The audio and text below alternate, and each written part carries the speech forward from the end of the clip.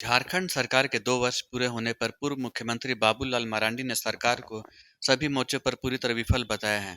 उन्होंने कहा कि किसी भी सरकार से जनता को सबसे पहले कानून व्यवस्था दुरुस्त रहने की उम्मीद होती है, ताकि जनता शांतिपूर्वक और भयमुक्त होकर जीवन यापन कर सके। लेकिन झारखंड प्रदेश में इन 2 वर्ष में कोई वर्ग सुरक्षित नहीं है। अपराध में लगातार बढ़ोतरी हुई है। इसका प्रमुख कारण, जिसके जिम्मे पूरी कानून व्यवस्था दुरुस्त करने की जिम्मेदारी है, उस पुलिस महकमे को सरकार ने वसूली अभियान में लगा रखा है और उसे औजार की तरह इस्तेमाल किया जा रहा है। लॉ एंड ऑर्डर ध्वस्त होने का यह सबसे प्रमुख कारण है। सरकार गठन से लेकर अब तक 3,451 हत्याएं और 3,154 दुष्कर्म की घटनाएं घटित होना हेमंत राज की सारी हकीकत बयां करने के लिए पर्याप्त है। 2 वर्षों में कुल 1,14,000 कुल क्राइम हुआ है। अपराध पर कोई काबू नहीं है। व्यापारियों से टेलीफोन पर मैसेज कर रंगदारी मांगी जा रही है। राजधानी में अपराधी और नक्सली हावी हैं। पुलिस लोगों को खुद ब खुद अपराधियों से ले देकर मामले को सल्टा देने को कह रही है।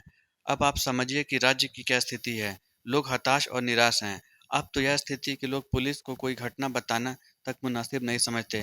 राज्य में विकास का काम पूरी तरह ठप है। सड़क का कोई निर्माण नहीं, कोई योजना धरातल पर नहीं। राज्य सरकार पैसा का रोना रोती है।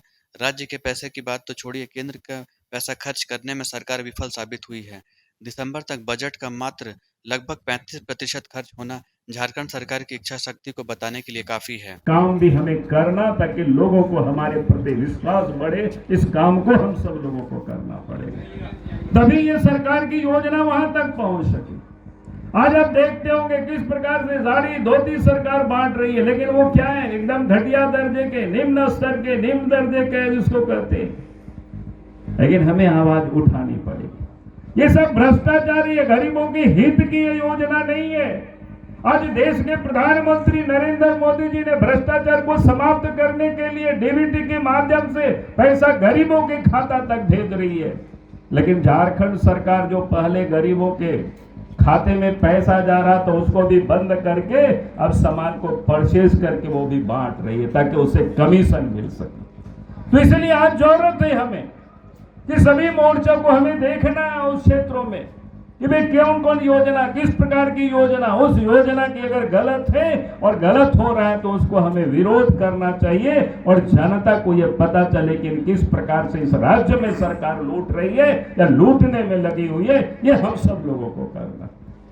और इसलिए मैं आप सबको इतना जरूर कहूंगा कि अगर आपने थोड़े से भी उसके लिए थोड़ा समय निकालना, हम अपनी संगठन के लिए कम से कम महीना में 10 दिन भी हो, कुछ एक जिला का दौरा करें, कुछ एक गांव का जाकर के देखें, वहां लोगों की क्या स्थिति है, किस प्रकार से लोग रहते हैं, उनकी क्या समस्याएं हैं।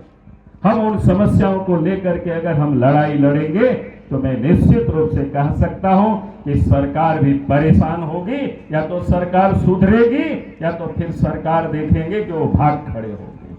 लेकिन उसके लिए माहौल को पैदा करनी पड़ेगी। यही मैं आप सब लोगों से निवेदन कर रहा हूं, क्योंकि सातों मोर्चा के पदाधिकारी कार्यकर्ता यहाँ उपस्थित हैं।